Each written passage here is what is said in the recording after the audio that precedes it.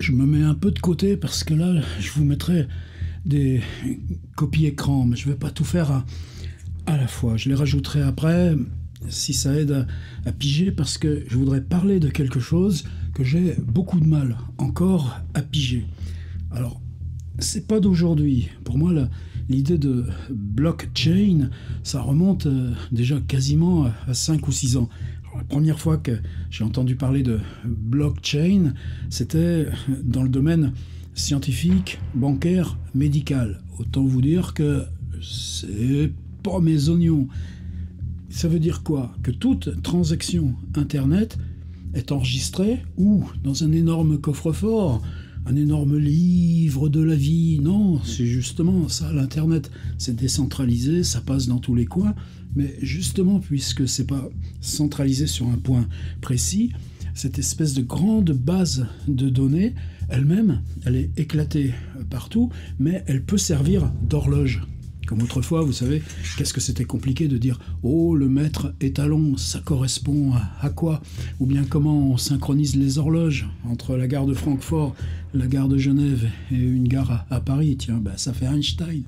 Donc des fois, c'est ces choses très simples qui contribuent à bouleverser, en tout cas, Internet, ça a un demi-siècle d'existence, mais l'idée de pouvoir utiliser cette blockchain, ben, c'est tout récent encore.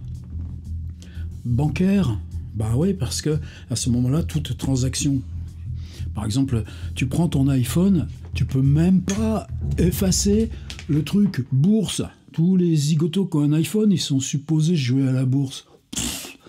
Quand même, ça exagère. Mais toutes les transactions, ça veut dire quoi? Si elles vont, bah, ça veut dire que ça peut vibrer très vite. Même votre petite BNP au coin de la rue, si elle s'amuse à faire transiter ses capitaux dans le sens inverse que la Terre elle tourne, eh bien ça peut jouer, puis ça peut grossir. On est dans un monde malade. Alors tu te dis, dans un monde malade, qu'est-ce que nous on a allé à faire avec ces outils-là? Ben oui, mais pour les domaines scientifiques, pour les brevets, par exemple, tu regardes l'actualisation de ce qui concerne les opérations sur le cerveau, les trucs cardiaques ou les molécules sur le cancer. C'est des actualisations permanentes. Eh bien, tu peux en faire un arbre historique. Alors là encore, qu'est-ce que ça a à voir avec nos histoires? Pas grand-chose, sauf quand on est arrivé à cette idée de NFT. Non-fungible, truc comme ça. Fungible et football, laissons ça de côté. Gardons juste le truc NFT, même sans trop savoir ce que ça veut dire. On a tellement parlé, les MP3, les ADSL... Finalement, Internet, c'est une langue avec des mots qui désignent des choses qui sont à eux. Pas forcément besoin de savoir ce qu'il y a dedans, mais c'est bien de savoir comment on s'en sert. Et pareil, si tu lis tout ce qui concerne la presse là-dessus, par exemple, ils parlent du livre numérique, ils vont regarder, ou du livre en impression à la demande, ils vont regarder les grosses opérations commerciales, etc. Ils ne regarderont pas en quoi ça peut nous changer la vie, à nous, là, les petits besogneux, les artistes du peu. Je ne sais pas si c'est artistes du peu ou du grand, parce qu'il y a tellement de grands que je vois faire chacun dans leur coin leur peu. Mais justement, une fois posé ça, que si tu cherches dans les articles de généralisation, etc., tu trouveras ceux qu'on fait fortune. Mais si tu cherches ça dans les journaux de vulgarisation, ou en tout cas les choses grand public, tu trouveras toujours celui qui a vendu une copie d'un tweet, tant de millions, etc. Bien évidemment, ça ne nous concerne pas. Qu'est-ce qui nous concerne, nous? Que toi, tu peux passer 30 ans, 40 ans de ta vie à dire, tous les 2 ans, tu sors un bouquin, entre 10 000, 20 000 exemplaires, ça te permet d'avoir un toit, de voir élever tes enfants. En gros, parce que même ça, c'est pas si simple que ça. Mais tout d'un coup, en quelques années, ce système-là se volatilise. S'effondre? Non, il est stable, mais il est stable hors de nous. Et je crois que ça vaut pour les arts visuels, et je crois que ça vaut aussi en profondeur pour le monde du film, de la vidéo, du cinéma, qui fonctionnait pendant plusieurs décennies sur les commandes de production télévisuelle.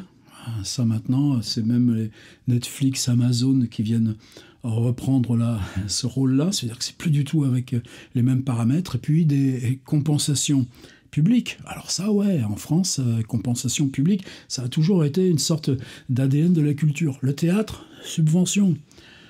Les bourses et résidences d'écrivains, foutez-nous la paix, vous avez toujours vos bourses et vos résidences.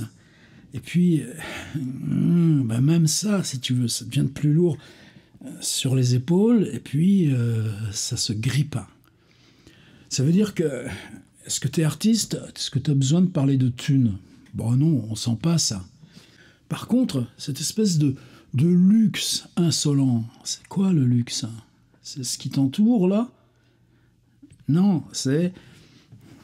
Je peux faire ce que je veux de ma journée. Si j'ai envie de lire, je lis. Si j'ai envie d'écrire, j'écris. Y compris là comme ça. Si j'ai envie de me faire un voyage pour aller voir un musée quelque part, ou une ville, ou respirer un pays, eh ben, je peux y aller. Et c'est ça, moi, qui fait mes jours. Mais avant, il y avait cette régulation par un mécanisme, l'édition, la vente de livres, qui marche plus pour personne. Enfin, quelques rares. Mais c'est plus nous. Et c'est plus nous aussi pour le film. C'est bien le CNC. T'as de la chance. On te dit, tu vas pas passer à la télé. Oh, t'auras 3 festivals. Puis il y aura une discussion après le film. Mais les gars, vous restez là-dedans ou quoi? Combien de temps vous allez avant que vous apercevoir là, qu'il n'y a plus de sol sous les pieds? Alors on parle de choses graves. Oui, on parle de choses graves. Qu'est-ce que les NFT viennent voir là-dedans? T'as un hélicoptère qui traîne une espèce de corde, tu t'accroches à la corde et il va te sauver la vie? Ah non, c'est pas comme ça. Ce serait trop simple. C'est-à-dire, comment tu finances ces activités numériques? C'est tout simple. Jusqu'ici, tu les finançais pas. Alors, tu la craches ta valda sur les NFT. Qu'est-ce que tu vas faire avec des NFT? Je vais prendre un exemple. Ça va m'aider. Là, j'ai 2 cartons. Tiens. Le premier, je l'ai même pas ouvert. Vous vous rappelez, autrefois, quand je faisais des services de presse à déballer des livres? Bon, là, maintenant, c'est fini. Le monde du livre, il s'en fiche du web. Le web, débrouillez-vous avec les livres. Chacun son domaine. Je dis ça de façon un peu simplifiée, mais quand même, on a assez à faire avec nos histoires du web. Et c'est ça la question. Une activité d'auteur sur web, produisant des contenus sur le web, les éditant, les diffusant, est-ce qu'on peut inventer désormais, même de façon minuscule, même dans une économie alternative? Est-ce qu'on n'a jamais été autrement que des garage bands, des groupes qui jouent dans leur garage dans les bords de ville? Non, moi ça me convient cette idée-là de la littérature. Mais n'empêche qu'il nous en faut pas beaucoup pour payer les nouilles, puis la connexion Internet. Alors qu'est-ce que j'ai là-dedans? Dans le web, on fait toujours du hop là, fragile. Je sors ça. Il y a quoi là? C'est bien emballé, c'est propre. Oh là là, il y a même des petites surprises. Il se peut même qu'il y ait un petit cadeau personnel. Qu'est-ce que c'est que ça? Des petits écussons. Merci Nelly Monnier. C'est joli et c'est matériel. Tu reçois quelque chose en échange de la commande que tu as effectuée par voie numérique sur le site. Alors, ce que j'ai commandé, c'est quoi? C'est un tirage. Il est en plastoc, ça va se réfléchir. Ça fait rien, j'y fais attention, mais c'est pas destructible. Justement, c'est cette destructibilité qui va être question d'examiner. Dans le travail d'Éric Tabouki et Nelly Monnier, leur grand voyage à travers la France depuis 4 ans, qui est un atlas, il y a sur le site des images qui ne sont pas dans cette résolution, cette précision, qui ne sont pas sur un support aussi solide, mais celle-ci me touchait particulièrement, parce que ces vieux bâtiments industriels là, une fabrique de ciment, là, c'est cette espèce de structure circulaire, le petit détail bleu là-dessous. Dans leur boulot, celle-ci, elle me faisait quoi? De l'émotion.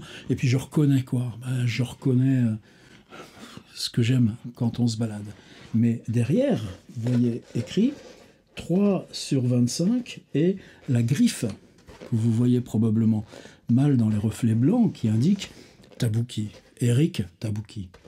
Donc la signature de l'artiste. Ça veut dire que c'est un tirage photographique, mais à la limite, je prenais la photo sur mon ordinateur, je la repassais dans mon Photoshop pour la netteté, je l'amène dans n'importe quelle boutique, et j'ai un tirage. C'est jamais qu'une image. Ce tirage probablement serait moins beau, mais si je le mets sur le mur, franchement, il y a aussi même très souvent dans l'atlas d'Eric et Nelly, puisque chaque fois c'est repéré dans une commune, on va à Villeperdue, tout près d'ici. Et puis, à tel carrefour, il y a un vieil hélicoptère devenu légende. Je prends la photo qui est sur Google Street View, quasiment, j'ai la même photo qui figure sur l'atlas.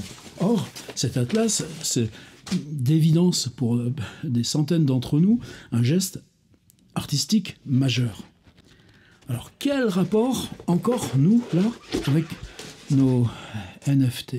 Tu diffuses ton travail numériquement, par exemple, des vidéos sur YouTube. Mais je vais continuer à mener le parallèle avec les instances textuelles. Mes vidéos sont des instances textuelles. J'ai commencé, il y a plus de 6 mois maintenant, une suite de vidéos d'1 minute. Ça veut dire que régulièrement, tous les 3, 4, 5 jours, dans un état de concentration qui n'est pas évident parce que c'est du malaise, c'est laisser en toi rejoindre les instances là où ça rêve, où ça angoisse. Donc tu es précisément dans le lieu même de ton écriture. Eh bien, avec ce même appareil, avec ce même micro, c'est se mettre dans des états d'impro. Alors j'ai une petite liste là de thèmes possibles, ça vient de choses dans les rêves, ça vient de choses que tu as lues, là, ces jours-ci, je suis dans Georges Didier Huberman. L'idée du il est temps de, il est grand temps de... Tu prends ces toutes petites choses et tu malaxes à l'intérieur de toi, donc tu prends à l'intérieur de toi. C'est pour ça que je dis que c'est de l'écriture. Après, tu l'envoies sur YouTube. Sur mes chaînes, de toute façon, il n'y a pas de publicité, parce que je trouve que c'est un massacre, ces questions de pub. Donc j'ai d'autres outils alternatifs. Par exemple, la générosité de ceux qui me soutiennent sur Patreon. À l'inverse, c'est une politique de service. Sur Patreon, j'installe des podcasts, des vidéos réservées, des infos, etc. Bon, là, on commence à trouver nos appuis. C'est tout récent, ça fait juste 1 an, ce Patreon. Alors, NFT là-dedans, quels autres usages? Par exemple, un ami qui a... Par exemple, vous devez être nombreux à connaître Thierry Crouzet, qui habite dans le sud, là, vers Sète. Thierry, dès qu'il y a un petit truc qui bouge, il faut qu'il aille expérimenter ça. Alors lui, qu'est-ce qu'il a fait? Il dit, mon site est une œuvre. Donc il a fait un PDF avec la totalité de son site. Un PDF qui, si tu l'imprimais, il ferait 5 mètres de long. Un gigantesque PDF. Mais si on l'imprimait sur un mur, on pourrait lire tout son blog, tout ce qu'il a travaillé depuis 20 ans de blog, puisqu'on a dû commencer à peu près en même temps. Alors, si j'achète ça, si j'achète le PDF, qu'est-ce que j'achète? Qu'est-ce que je rémunère? Par exemple, là, moi, je suis en train de travailler à une revue. Ça prend plus du temps que je croyais, mais c'est important. Eh bien, les 30 premières personnes qui achèteront la revue, j'ai décidé d'inviter Christophe Cusin. Ben, c'est un travail numérique, mais là, sur des tirages cartonnés au format de la revue, les 30 premières personnes disposeront d'un tirage original. Là encore, c'est la valeur matérielle ou c'est la valeur symbolique ou comment s'articulent les deux, mais la transaction se fera pour l'édition Princeps. Peut-être que je vais bouffer la grenouille, mais c'est pas grave, je peux me permettre aussi ce ce luxe à l'âge que j'ai, sortir ma revue. Eh bien, pour moi, c'est aussi quelque chose de fraternel. C'est-à-dire, j'invite un artiste qui, pour moi, compte, et il y aura cette chose matérielle. Alors, le Thierry Crouzet, en dehors de ce grand PDF, qui est un objet monstre, mais moi aussi, c'est quelque chose là qui m'intéresse sur le fond. En quoi, arrivé à un certain moment de ton itinéraire artistique, tu peux aller te colter avec le monstre. À quel endroit tu peux avoir envie d'une œuvre excessive. Et que l'œuvre excessive, finalement, c'est ce qui te dit, ça marche plus tellement, cette idée-là. Si, attention, j'y suis attaché à mes Lovecraft, mes traductions inédites, etc. etc. Mais justement, ça, par exemple, j'avais commencé avec le Point Seuil, on en a sorti 7, ils sont hyper contents. Mais après, non, 7, c'est bien, on va...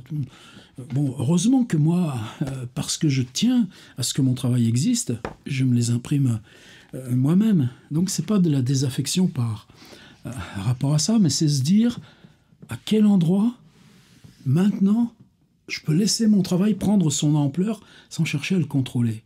Et cette idée-là de petite bulle vidéo, finalement, c'est là qu'elle prend son sens. Alors dans cette articulation, par exemple, réflexion de Crouzet, dire j'écris un manuscrit, j'écris un livre, ça va être toujours le même bazar, trouver un éditeur, être présent 3 semaines dans la librairie, avoir 3 articles de presse, et puis ce sera fini. Dire, eh bien, le manuscrit, il se présente comme une œuvre plastique.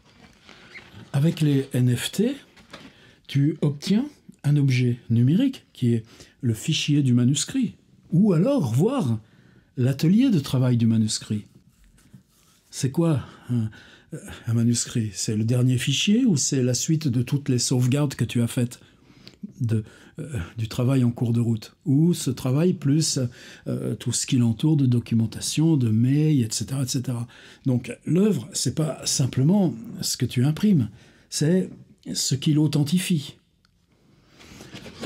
Alors Thierry travaille là sur l'idée que tu peux vendre un manuscrit. Alors, comment tu le vends avec les NFT? Est-ce que c'est un objet unique ou pas? Bien, justement, tu as les deux possibilités. C'est-à-dire, comme là, le travail avec Christophe Cusin, il y a 40 exemplaires imprimés, 30 qui seront pour la revue, 10 que je lui remettrai quand on se verra. Et là... Pour le travail d'Éric Tabouki, quand j'achète cette image, le tirage est indiqué 3/25. Donc il y a 25 images et a priori, ensuite cette série est bouclée et moi j'aurai toujours la 3e. Et la première que j'avais achetée à Eric et Nelly dans leur Atlas, et la première image que j'avais achetée sur le site d'Eric et Nelly, elle était accompagnée, c'est ce que je pensais trouver dans le carton et que j'ai pas trouvé tout à l'heure. Zut, ça m'a enlevé un argument, ça m'a déstabilisé. C'était une petite fiche imprimée, signée d'Éric Tabouki, disant « J'atteste que ce tirage a été, etc. etc. » Puis, finalement, ce papier, je crois que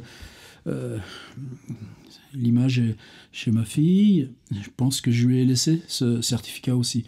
Est-ce que moi, ça m'intéresse d'avoir ce certificat? Non, la signature, 3/25, ça suffit. Donc, le manuscrit de Thierry Crouzet, à la limite, il peut dire, voilà, il y a eu 10 dossiers numériques.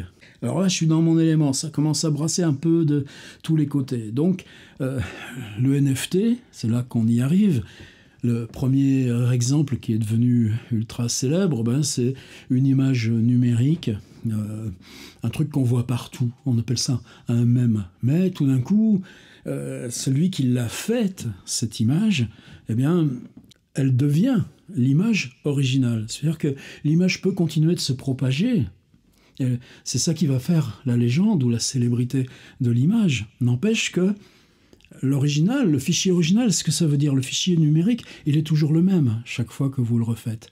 Mais le certificat va être associé à celle-ci la première fois.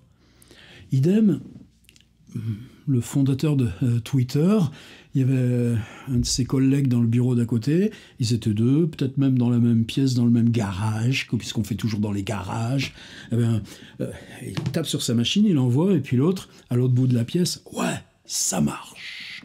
Eh bien, ce premier tweet, ou je crois que c'est le premier qui a été lancé comme ça sur le réseau, est-ce qu'il a une valeur historique? Est-ce qu'il a une valeur en tant que fichier numérique? Non, alors c'est pour ça que longtemps on s'est dit, mais avec leur NFT, là, qu'est-ce que c'est ce truc là de nouvelle mode? En quoi ça peut nous concerner?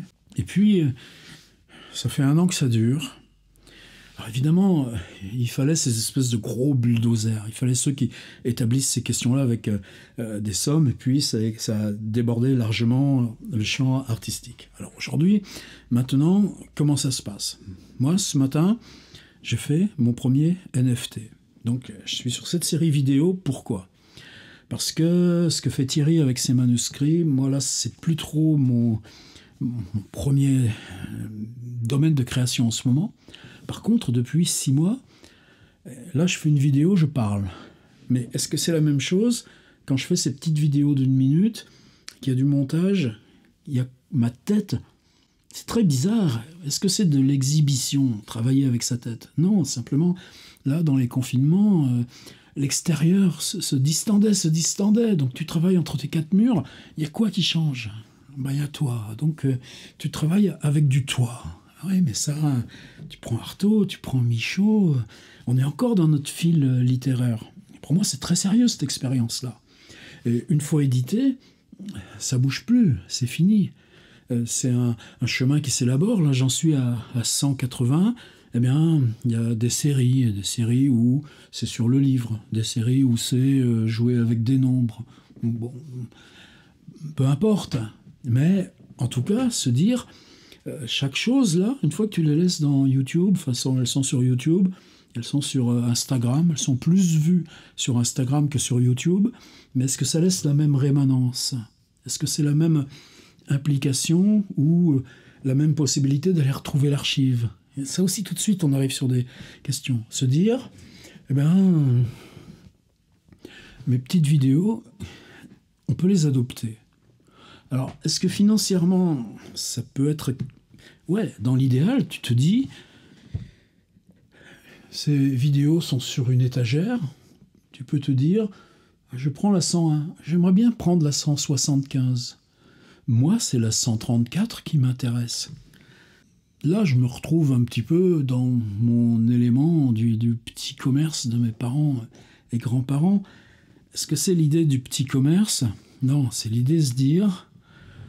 tu as envie qu'aujourd'hui, tu n'ouvres pas les volets, là, tu t'occupes pas de la compta, mais tu dis, aujourd'hui, c'est les vidéos 1 minute. Ben, quelque part, ça t'en donne le droit. Ou ça donne le droit de, au lieu de passer 30 minutes à les monter, passer 50 minutes, je sais pas, probablement pas. C'est ce qui compte. Qu'est-ce qui en fait quelque chose d'art? C'est que tu sais que c'est pas reproductible pour toi. Tu sais que tu te l'es arraché à un moment donné, tu le referas pas. Et ça, c'était comme ça, les manuscrits de livres, dans une rotation plus large. Donc, est-ce que se dire, avec le NFT, vous pouvez acheter une de ces vidéos, est-ce que ça rejoint ce que font les copains du monde visuel, c'est-à-dire ce que font les photographes. C'est-à-dire, les photographes, tous les amis photographes, il y a cette possibilité de vendre un tirage. Est-ce que à chaque fois, cette question de niche qui se restreint, autant que nous, avec nos livres, y compris en print on demand, quelque chose de minuscule niche. Et c'est un paradigme qui se défend.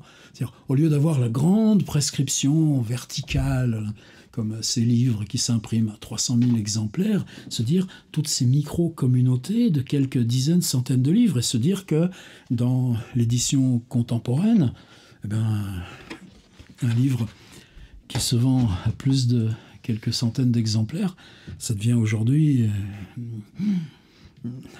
un succès. C'est pas avec ça qu'on raisonne.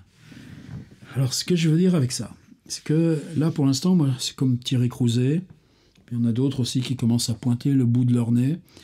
Je pense qu'avec cette blockchain, on a un outil qui secoue en profondeur les bases de l'Internet, qui change rien à la question technique, mais qui change à cette question qui est beaucoup plus que de la symbolique. C'est comment nous qui sommes des producteurs de contenu du web,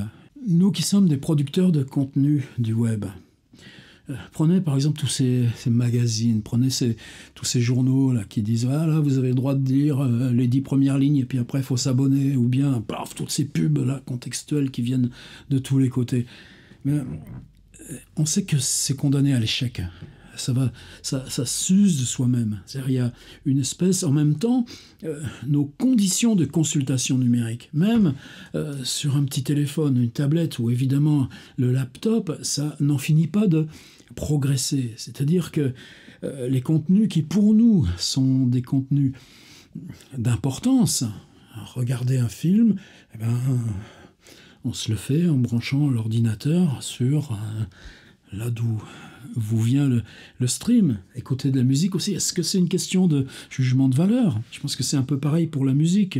La musique, ben, tu as le vinyle qui devient un objet symbolique et le vinyle qui inclut un mini-code pour que ton ordinateur te donne la version numérique qui va être là où tu vas poser ton usage. C'est là où tout d'un coup, blockchain et NFT donnent un grand coup de boutoir. C'est-à-dire que nous qui sommes les artisans de ces contenus, c'est-à-dire que longtemps, moi j'étais un auteur du monde imprimé et qui jouait avec le web, et puis si vous lui achetez un livre chez ses éditeurs, ben oui, mais le problème c'est que ça marche plus.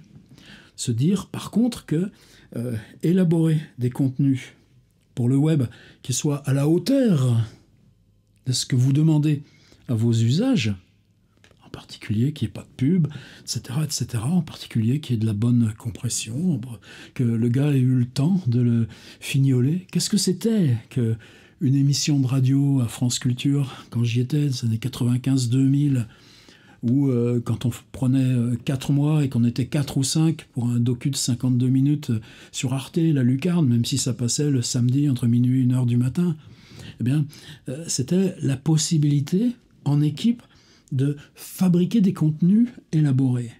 Alors aujourd'hui, évidemment, tu peux faire ça chez toi. Tu as un enregistreur, tu as un micro correct, etc. Tu te le fais, ton podcast de qualité. Tu te installes ces éléments de fiction ou de film.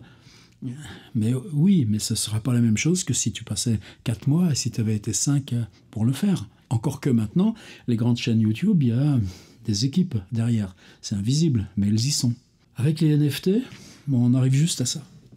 Que dans ces micro-labos qu'on est en train de s'installer, mais avec une exigence de contenu artistique qui est exactement le même que ce qu'on met dans le livre ou d'autres dans le film ou le son, eh bien, on peut arriver à installer de l'artisanat ou simplement ce qui correspond à une transaction d'ordre artistique. Celle qu'on avait avec l'éditeur, celle que l'artiste visuel avait avec ça. Si vous achetez un bouquin sur mon site, c'est simple, il y a un paiement PayPal. PayPal, ça fait plus de 13 ans que je travaille avec. C'est hyper costaud, hyper fiable. Mais donc après, PayPal, moi, c'est transféré sur le compte là, de Tiers Livre Éditeur. Mais en tout cas, c'est PayPal l'interface. Alors ça, c'est des problèmes politiques graves. C'est-à-dire quand tu passes à San Francisco en voiture et puis que tu vois le bâtiment Uber là sur la droite, avant de descendre sur l'embarcadère ou passer le grand pont pour Auckland, se dire, tiens, mes petites ventes de livres, c'est là, dans ce bâtiment qu'elles passent. Ah ouais, c'est San Francisco, c'est la Silicon Valley. Là, pour les NFT, tu peux même pas te servir de PayPal. Encore, peut-être tout ça va évoluer. Il faut une cagnotte, il faut une tirelire. Et la tirelire, elle est en quoi? En monnaie de singe, comme on aurait dit autrefois. Elle est en monnaie Internet. Bitcoin. Donc, je vais y revenir. Est-ce que Bitcoin, c'est de la monnaie de singe? Non, ça fait 5-6 ans. J'ai vu à Cergy déjà un étudiant qui, à l'époque, comment il payait ses études. Salut, c'était par là. Bah, ils revendaient, ils rachetaient des bitcoins. Moi, ça m'impressionnait beaucoup. Maintenant, on n'est plus là sur ces trucs. Alors, c'est des cours volatiles, etc. Mais globalement, si tu crois que tu vas gagner de l'argent avec ça, c'est pas très grave. Par contre, il y a une espèce de stabilité qui s'est faite, qui fait que, alors, vous choisissez, c'est tout dans la même monnaie? Non, t'en as plusieurs. Justement, t'as celle qui s'appelle Bitcoin, qui est historique, mais qui est devenue un peu, déjà un peu vestige. T'en as une autre, alors ils disent Ether, oh c'est bien dire petit shoot à l'Ether, non, ça s'appelle Ethereum, tout simplement. Peut-être le mois prochain, je reviendrai avec une vidéo là sur mon Patreon beaucoup plus précise sur le mode d'emploi de ces machins-là. Là, c'est pas ça que je veux. C'est-à-dire que on commence à avoir des monnaies. Rappelez-vous comment il y a 2 ans, là, Facebook a tenté aussi de mettre la sienne là, sur la place, qui sont tout simplement des valeurs d'échange. Il faut beaucoup de méfiance, mais ça s'est stabilisé suffisamment parce qu'il y a ce substrat économique derrière. Donc précisément puisqu'il ne s'agit pas simplement de bulles spéculatives, mais de plus en plus de rouages économiques, la lourdeur de ces rouages fait que la monnaie elle-même s'est solidifiée en tant que telle. Alors, la démarche, c'est de se créer sa petite tirelire. C'est un compte. Alors, le compte, évidemment, vous le reliez à votre compte personnel, pas le compte de l'URL. Et ça aussi, ça fait c'est des changements. C'est-à-dire, les bouquins, je les édite, je les imprime, c'est tiers livre éditeur. Et là, tout d'un coup, c'est une œuvre artistique, ces vidéos là, d'1 minute, dire c'est François Bon, c'est plus tiers livre éditeur. C'est vraiment un petit détail, mais symboliquement, c'est aussi un tout petit déplacement. Une fois que tu as créé ta petite tirelire, tu vas sur les zones de vente. C'est-à-dire, là, moi, les livres, c'est sur Squarespace, la zone de vente. Patreon, tu prends l'abonnement sur Patreon. Alors, c'est bizarre aussi, toute cette, là encore, ce qui s'installe là de dispersion. Alors, si vous allez vous balader, une, plof, là, celle-ci s'appelle Mindtable, parce qu'il y a toujours ce truc de mine. Bon, je ne vais pas rentrer dans ce détail-là, mais c'est là que tu vas miner, creuser. Tu creuses pour avoir tes pépites. C'est tes pépites que tu vends à la sortie. C'est l'autre ça, l'allégorie de la mine, mais le Mindtable, j'ai pas réussi à m'en sortir. Par contre, j'ai pris la plus vieille. Elle s'appelle Rarible. Alors, ça aussi, magie du web. C'est-à-dire, depuis quelque temps, là, je suivais Crouzet, je suivais d'autres. Je voyais bien la blockchain dans d'autres domaines.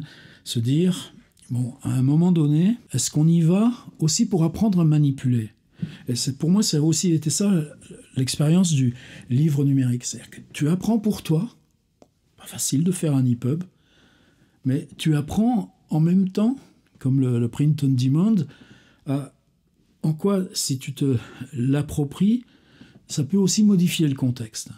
C'est-à-dire, évidemment, j'en attends pas des merveilles, encore que, pourquoi pas? Pourquoi pas? Parce que moi, je suis fier d'avoir cette image, et qu'elle soit image signée. La question, c'est se dire, je mets un pied là-dedans, parce que d'abord, c'est le moyen de commencer à comprendre comment ça marche. C'est-à-dire, si vous allez sur la plateforme Rarible, vous allez voir que tout cet univers de manga, de fantasy, bon, c'est ce qui occupe l'énorme place. Mais mettons notre petit grain de littérature là, installons des petits hashtags littérature, puis petit à petit, vous allez avoir que ce sera plus simplement la grande sauce. C'est les paradoxes du web. Ouais, c'est les paradoxes du web. On n'est jamais en milieu qui nous est très favorable. Maintenant, quand mes petits Lovecraft ils sont vendus dans un relais de gare, est-ce que tu es dans un milieu plus favorable? Je sais pas, ça n'a jamais été ça comme ça. Les copains qui font de la vidéo hautement élaborée, est-ce que si c'est sur l'ensemble des programmes d'un Netflix ou d'un stream, etc., c'est pareil pour... On a toujours dit ça de l'Internet. L'Internet, il y a tout et n'importe quoi. Bah ouais. Mais, j'allais dire dans le monde aussi, c'est comment faire que dans une grande ville, tu aies l'endroit où tu es bien. C'est un banc devant un paysage, c'est un lieu où tu aimes marcher, venir jusqu'à l'eau, ou un café où tu aimes te poser 40 minutes avec ton ordi. Ben, c'est pas la totalité de la ville, c'est ton petit coin à toi. Donc ce paradoxe, il n'est pas un paradoxe réservé à l'Internet. C'est juste que si on commence à s'y mettre, moi j'ai trouvé ma solution. Je dis pas il y a 10 vidéos, je dis c'est un tirage unique. Vous voulez la 134 ? Ok. Eh ben, la 134, quand vous pratiquez la transaction, vous avez accès à quoi ? Ben, à télécharger, ça c'est moi qui l'envoie, la version non compressée, c'est-à-dire la version de la meilleure qualité, bien mieux que ce que vous voyez sur Instagram ou sur YouTube. Il y a une chose qui serait importante, c'est que là maintenant s'installe avec les NFT une possibilité de micro-transaction économique, micro-économie alternative pour nous qui sommes des producteurs de contenu web et qui disons notre art littéraire, vidéo, audio, photographique, il s'installe là par la propulsion et la diffusion numérique. Eh bien, appuyons-nous sur cette micro-économie pour nous doter de la liberté de travailler. Comme on pouvait, il y a 20 ans, se dire « T'es auteur, t'as publié 1 ou 2 bouquins, eh ben, lâche ton taf, vas-y, fais-le, continue d'écrire. » C'est pas plus que ça. Alors, est-ce que c'est compliqué de faire des NFT ? Non, c'est-à-dire se faire le petit portefeuille cagnotte. Il y a un truc après qui est compliqué, c'est la petite interface, là. Mais ça, en gros, ça se fait tout seul. Tu as des codes à rentrer, on t'envoie sur ton téléphone et tout ça. Bon, c'est pas plus difficile que les sites de la sécurité sociale. C'est bien plus facile que les sites de l'URSSAF auteur. Hein. Mais ensuite, tu te choisis la plateforme qui va être pour toi l'interface de vente. C'est-à-dire que vous n'avez même pas besoin de savoir que c'est rarible.com. C'est simplement que moi, je mets le lien directement sur la page où ce truc-là sera à vendre sur ces étagères. Alors, il y a ce truc aussi qui est formidable avec les NFT, c'est pour ça que je ne maîtrise pas, je découvre juste, c'est que vous avez acheté ce truc-là, puis vous dites pourquoi j'ai fait ça ? Ben, revendez-le. Et revendez-le le prix que vous voulez. Au contraire même, si le gars en même temps il a fait son boulot, et si vous avez investi sur le bon cheval, ben, peut-être que moi j'aurais monté le prix de mes vidéos. Là je commence doucement. C'est pas la question, mais vous avez la liberté de les vendre, revendre plus cher ou pas, c'est votre question. Mais si vous le revendez, il y a 10% qui reviennent à l'auteur. Vous trouvez mes bouquins chez Recycle Livre ou n'importe quelle autre plateforme de livres d'occasion. Et maintenant, le marché du livre d'occasion tend à surmonter, en tout cas prendre plus de place que le marché du livre neuf. Est-ce que les auteurs y touchent 1 centime ? Alors vous avez les solutions bureaucratiques, se dire, mettons des taxes sur le truc des bouquinistes et puis reversons les taxes aux éditeurs qui en reverseront à l'auteur. On fait ça pour le droit de prêt en bibliothèque. On n'arrête pas de fabriquer des usines à gaz. Ben non, mais là c'est beaucoup plus simple.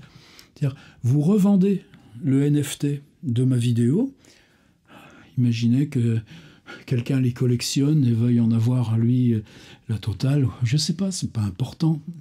C'est à inventer, tout ça. Eh bien, dans chaque transaction, il y a 10% qui reviennent, qui remontent à l'auteur. Là encore, vous voyez, c'est des possibilités où tout est à inventer sur quel contenu on met, quelle gamme de prix on développe, quel jeu d'échange et de partage. Si je suis content de voir que telle vidéo va rejoindre telle personne, ben moi je serais finalement assez content de réinvestir ces quelques sous dans telle œuvre d'un autre copain, auteur ou vidéaste. C'est pareil sur Patreon. Je suis très touché, j'ai beaucoup de gratitude pour les gens qui s'inscrivent, qui s'abonnent à mon Patreon, y compris pour dire tiens, ben moi je fais un one-shot 30 balles parce que c'est pas les contenus qui m'intéressent, mais j'ai envie de soutenir le site. Mais ça me fait rien d'aller soutenir d'autres créateurs.